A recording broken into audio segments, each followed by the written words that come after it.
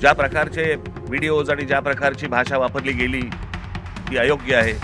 मला मान्य आहे अशा प्रकारची खालच्या थरातली भाषा ही वापरली जाऊ नये. हे मला 100% मला मान्य आहे पंतप्रधानांचं. मला पंतप्रधानांना फक्त एवढंच सांगायचंय, हे तुमच्या पक्षातल्या लोकांना पण सांगा. आत्ताच मी एक पंतप्रधानांचं आत्ता आलेलं काहीतरी एक निवेदन मी पाहून आलो.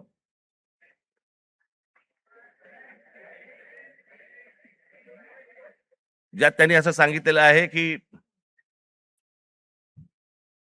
ज्या प्रकारचे व्हिडिओज आणि ज्या प्रकारची भाषा वापरली गेली ती अयोग्य आहे. मला मान्य आहे.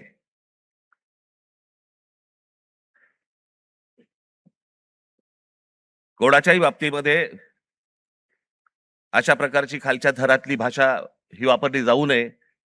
हे मला 100% मला मान्य आहे पंतप्रधानांचं. मला पंतप्रधानांना फक्त एवढंच सांगायचंय, हे तुमच्या पक्षातल्या लोकांना पण सांगा.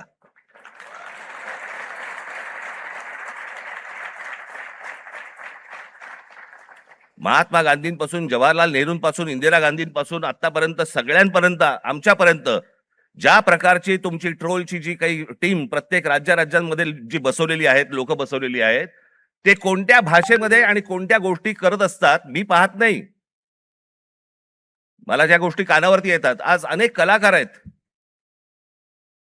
महाराष्ट्रामधले अनेक कलाकार आहेत, ते म्हणतात बाबा बोलायलाच नको, काही लिहायलाच नको, इतक्या शिव्या पडतात, इतक्या गोष्टी होतात. ही यांचीच माणसं भरलेली आहेत. मला असं वाटतं पंतप्रधानांनी त्याही लोकांना सांगावं की त्यांनी बंद करावं म्हणून.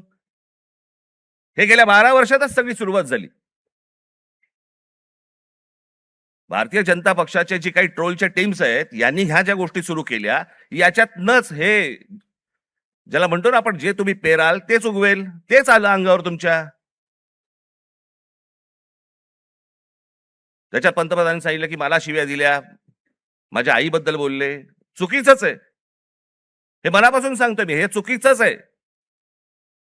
पण माझी पंतप्रधानांना विनंती आहे, दुसऱ्यांनाही आया असतात.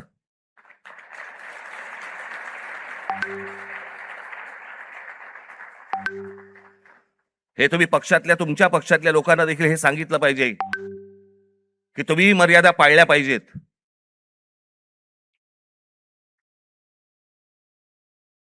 आज पंतप्रधान सांगतात की मी त्या मुलांना सगळ्यांना माफ केलं, पण इतकी 12 वर्ष तुमच्या लोकांनी जे काही केलंय त्याची माफी कोण मागणार?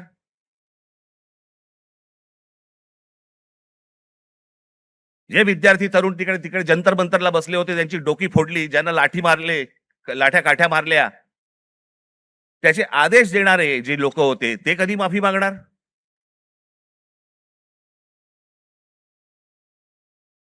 आणि मला असं वाटतंय की हे मूळ हे काय झालंय, नीटची परीक्षा हे कारण आहेच,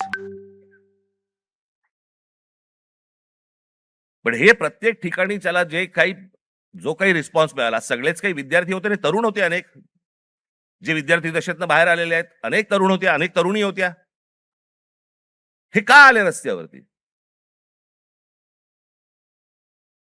याचं कारण सभोवतालचं वातावरण.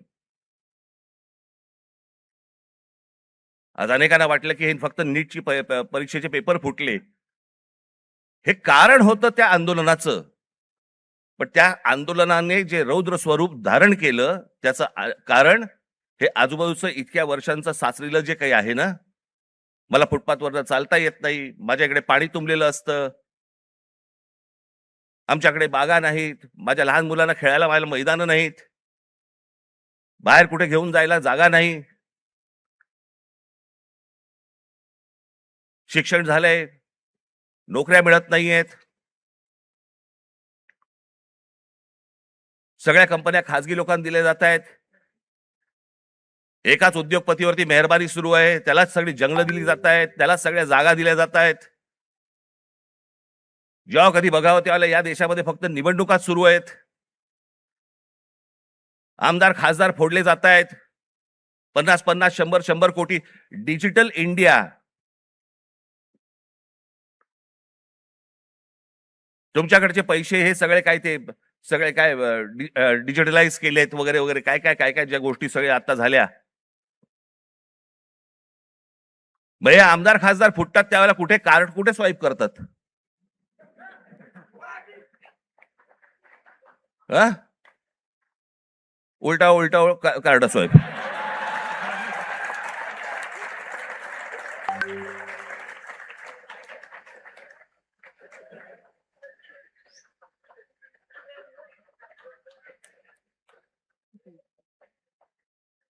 हे पैसे कुठे देतात मग? हे सगळं जे आहे हे सगळं साचलंय. हे सगळं साचलंय. त्या सगळ्या गोष्टींचा उद्रेक आता बाहेर येतोय. तो येणार, अजून येणार.